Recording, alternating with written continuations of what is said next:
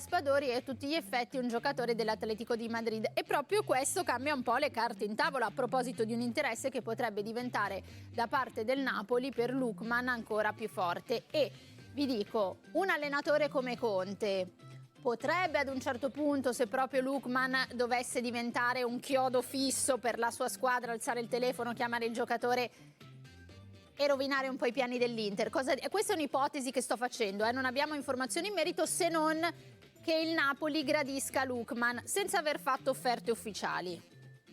Però Conte, quando si mette in testa qualcosa, eventualmente Raspadori è partito, non lo so, voi cosa dite? Io dico che lui ha dato pubblicamente la sua parola per andare all'Inter, sì. Non l'ha nascosta. Dunque spesso il giocatore, quando sai che può subentrare un'altra big, diciamo, non esci così allo scoperto. Lui ha scelto l'Inter, il Napoli cercherà se può di inserirsi, però può essere più un'operazione di disturbo più che altro, anche perché comunque per il modo in cui, abbiamo detto prima, chi vuole farli giocare, all'Inter avrebbe più possibilità di essere titolare, meno rotazioni, perché comunque se tu prendi Lookman è per farlo giocare. Beh sì.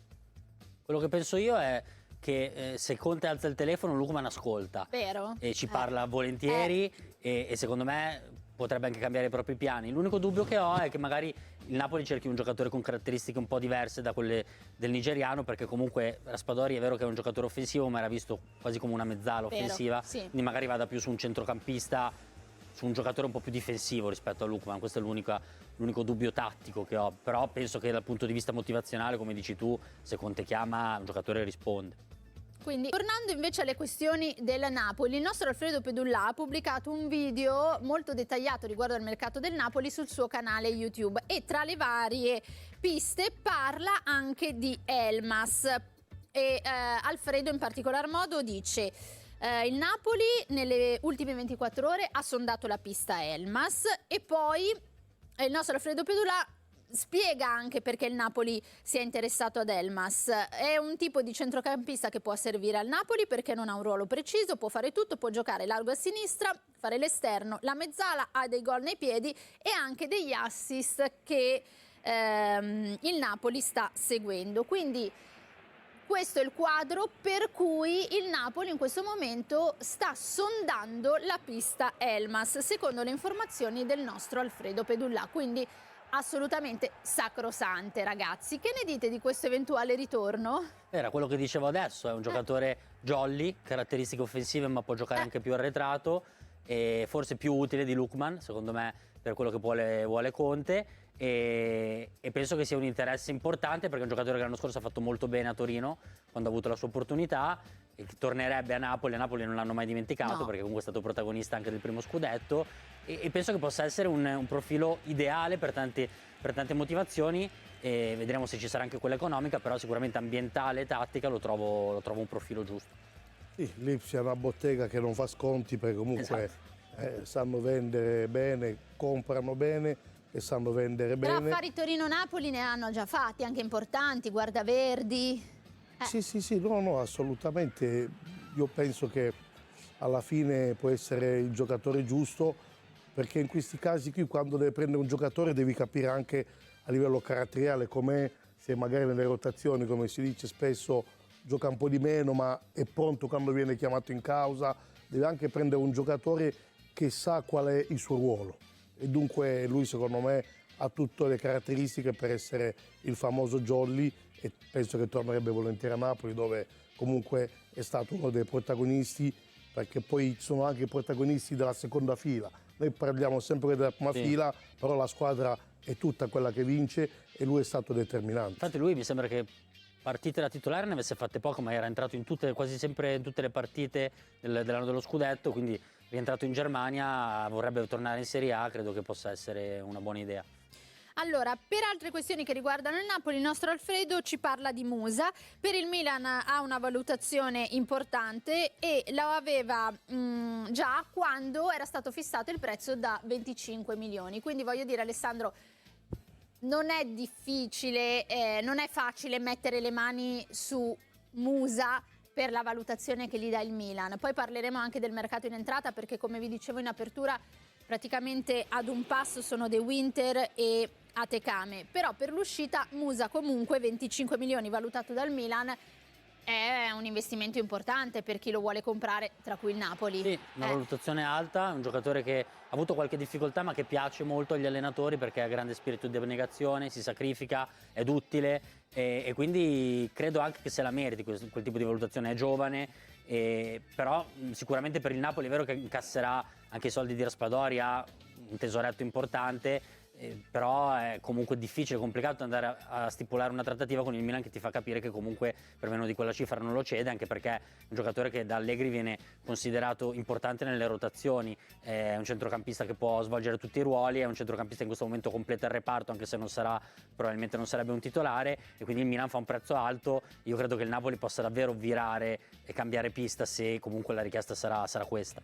Sì, un giocatore spesso sottovalutato, ma molto più dai tifosi che dagli allenatori, anche dagli addetti ai lavori, sottovalutato. Poi gli allenatori che lo hanno sott'occhio tutti i giorni vedono le sue qualità. Credo che il Milan, scusami, Malù faccia anche un discorso della serie: io fisso un prezzo alto per questo giocatore perché se mi resta comunque a me fa piacere, se poi lo vendo ma per una cifra intorno ai 25 milioni allora comunque è tutto di guadagnato. Ma io penso che la cifra non è sui 25, sui 30, perché 25, se non sbaglio, quei bonus il Napoli sarebbe già arrivato all'inizio del mercato. A giugno. Perché all'inizio del mercato la prima notizia di mercato del Milan per parecchi giorni era Musa al Napoli fatta per 25 milioni, sì, hai ragione, compreso i bonus. Poi alla fine adesso non se ne rileggendo fece quello nulla, che mi sono appuntata però, di Alfred, hai proprio ripeto, ragione, superiore a 25 milioni. Meno male che mi hai corretta, perché mi vedevo già Alfredo Pedullà sotto l'ombrellone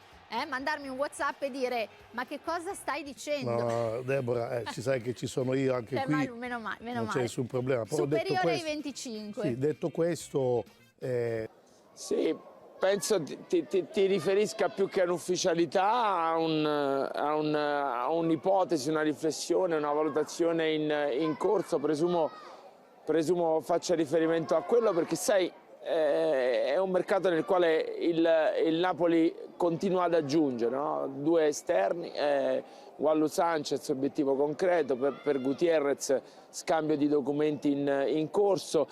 E poi fisicità ancora in mezzo al campo e ancor più dopo l'addio di Raspadori, che è diventato ufficiale, lui sì, Atletico Madrid, operazione da 26 milioni con i bonus, la ricerca di un profilo giusto, un esterno che possa così garantire un certo tipo di equilibrio, e quindi le due fasi. E un nome potrebbe essere quello di Elif Elmas, già 4 stagioni e mezzo con il Napoli, classe 99, in azzurro 189 presenze e 19 reti, tra l'altro campione d'Italia con Luciano Spalletti, un talentuoso, reduce da una mezza stagione al Torino, mezza stagione caratterizzata da alcuni lampi, alcune reti meravigliose. Ebbene, potrebbe essere lui una soluzione per il Napoli, in un momento che per il direttore sportivo Manna, d'intesa con Antonio Conte, con la proprietà, col presidente De Laurentiis, di riflessione, di valutazione alla ricerca, ripeto, dell'identikit giusto, il nome di Elif Elmas è da tenere fortemente in considerazione.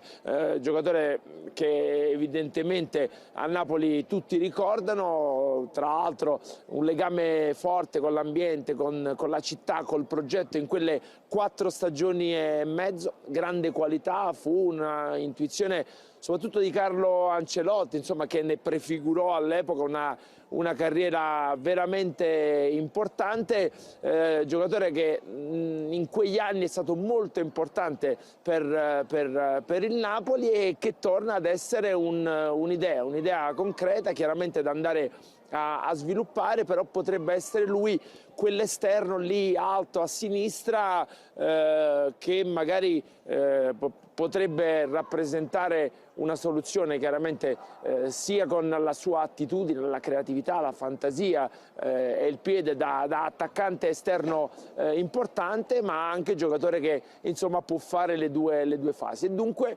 nell'agenda di Manna aggiungiamo anche il nome di Elif Elmas, ricordiamo classe 99, un'ipotesi sulla quale andare a lavorare, da sviluppare chiaramente, no? D'intesa con il Lipsia, però anche Elmas può diventare un nome importante per il mercato del Napoli. Ragazzi, il Napoli non si ferma un attimo. La dirigenza sta lavorando su più fronti per dare a Conte una squadra completa, forte e pronta a lottare su tutti i fronti. Dall'Inghilterra arrivano voci interessanti, le trattative in Spagna continuano e non mancano le sorprese in mezzo al campo. Andiamo con ordine e vediamo tutte le ultime novità di mercato. Ragazzi, oggi vi porto un aggiornamento che arriva direttamente dall'Inghilterra e che potrebbe dare una svolta importante al mercato del Napoli. La società non ha alcuna intenzione di rallentare. Dopo aver messo a segno diversi colpi pesanti in questa sessione, il lavoro per completare la rosa di Conte continua senza sosta. L'idea è chiara: dare al mister una squadra pronta, competitiva e con alternative in ogni reparto, così da poter affrontare al meglio sia il campionato che le coppe. Nonostante gli arrivi di Marianucci e Beuchema abbiano già rinforzato la difesa, Mannes e il suo staff stanno valutando un altro innesto per alzare ulteriormente il livello. E proprio dall'Inghilterra arriva un nome che sta accendendo la fantasia dei tifosi: Alex Disasi. Secondo quanto riportato dal portale britannico Court of Side, il difensore francese del Chelsea, classe 1998, sarebbe finito nel mirino del Napoli. Si tratta di un giocatore di grande esperienza internazionale, fisico imponente e una caratteristica che piace molto a Conte: la duttilità. Disasi, infatti, può giocare sia da centrale che da terzino destro all'occorrenza, permettendo al mister di variare assetto tattico a seconda delle esigenze. Il piano della dirigenza azzurra sarebbe quello di provare a capire se ci sono margini per un'operazione in prestito, approfittando della situazione del giocatore, reduce da un'esperienza in Premier che non lo ha visto sempre protagonista, e con la possibilità di cambiare aria per rilanciarsi. Il Chelsea valuta il cartellino di Disasi circa 22 milioni di euro, ma la formula del prestito potrebbe rendere l'affare più accessibile, soprattutto se i Blues fossero disposti a inserire un'opzione per l'acquisto a fine stagione. C'è però un ostacolo non da poco: il Wolverhampton si è già mosso in modo concreto, avviando contatti con il Chelsea. Questo significa che il Napoli, se vorrà davvero puntare su Disasi, dovrà accelerare e capire in tempi rapidi se il giocatore è convinto della destinazione e se i londinesi sono disposti a trattare. La concorrenza in Premier è sempre agguerrita e certe opportunità non restano aperte a lungo. Non è ancora una trattativa definita, ma piuttosto una pista concreta che conferma il lavoro di scouting capillare che Manna e il suo team stanno portando avanti in questa finestra di mercato. Il nome di Disasi non è spuntato per caso. Parliamo di un difensore che può garantire solidità, fisicità e adattabilità, qualità che Conte considera fondamentali per il suo sistema di gioco. In sintesi, non siamo di fronte a un affare vicino alla chiusura, ma a un'idea seria che il Napoli sta valutando attentamente. Se dovessero arrivare segnali positivi dal Chelsea e dal giocatore, potremmo assistere a un'accelerata nei prossimi giorni. Per ora resta una suggestione intrigante, che dimostra come il club sia determinato a non lasciare nulla al caso e a presentarsi all'inizio del campionato con una rosa completa e pronta a lottare su tutti i fronti. Ma non finisce qui, ragazzi. La telenovela Joan Lu Sanchez continua a tenere banco e oggi arrivano aggiornamenti freschi da Sky Sport che chiariscono finalmente la strategia del Napoli. Parliamo di una trattativa che va avanti ormai da mesi, con il terzino spagnolo del Siviglia, che è diventato uno dei grandi obiettivi di Antonio Conte per rinforzare la corsia destra. Il problema è sempre lo stesso: l'intesa economica tra i due club non è ancora arrivata e il tempo comincia a stringere. Secondo quanto riportato da Luca Marchetti, la decisione del Napoli è definitiva. L'offerta da 17 milioni di euro è sul tavolo e non verrà modificata. Gli azzurri sono pronti ad aspettare anche fino all'ultimo giorno di mercato, ma senza alzare la cifra. Una mossa che dimostra sicurezza e fermezza, soprattutto perché il Napoli sa di avere già in mano l'accordo con il giocatore, che da tempo ha detto sì al trasferimento all'ombra del Vesuvio. Questo mette pressione al Siviglia, che sa bene di rischiare di ritrovarsi con un calciatore scontento se dovesse bloccare ancora l'operazione. Conte considera Wanlu un tassello fondamentale per completare il suo puzzle tattico, grazie alla capacità di interpretare la fascia sia in chiave difensiva che offensiva. Il fatto che il Napoli non voglia sforare la propria valutazione è anche un segnale importante. La società non intende piegarsi a richieste ritenute eccessive, puntando invece su una gestione oculata delle risorse e sulla forza dell'accordo col giocatore per far cadere le resistenze andaluse. Intanto, sul fronte opposto della difesa, ci sono novità anche per Miguel Gutiérrez. Il terzino sinistro del Girona, altro obiettivo di lungo corso, è ormai vicinissimo a vestire l'azzurro. I club stanno completando lo scambio dei documenti, ma per considerare la trattativa chiusa al 100% bisognerà attendere ancora qualche giorno. Il trasferimento non è in discussione e l'ottimismo resta alto. Gutiérrez sarà un rinforzo prezioso per garantire qualità e spinta sulla fascia mancina. Insomma, ragazzi, il Napoli sta lavorando con calma e determinazione. Juanlu resta un obiettivo concreto, ma alle condizioni fissate dalla società.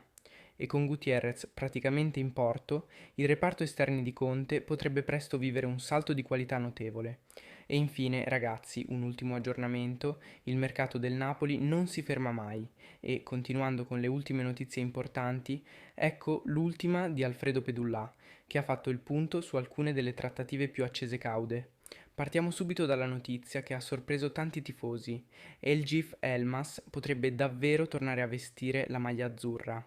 Il macedone, che al Napoli ha vinto lo scudetto nel 2023, non ha trovato l'intesa per restare al Torino e avrebbe aperto alla possibilità di un ritorno all'ombra del Vesuvio.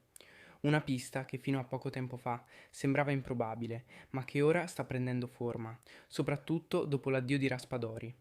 Sul fronte Juanlu Sanchez invece la situazione non si sblocca. Il Siviglia continua a chiedere più dei 17 milioni messi sul piatto dal Napoli e non sembra intenzionato a fare sconti. L'alternativa resta Miguel Martinez del Girona, ma anche qui non ci sono accelerazioni concrete.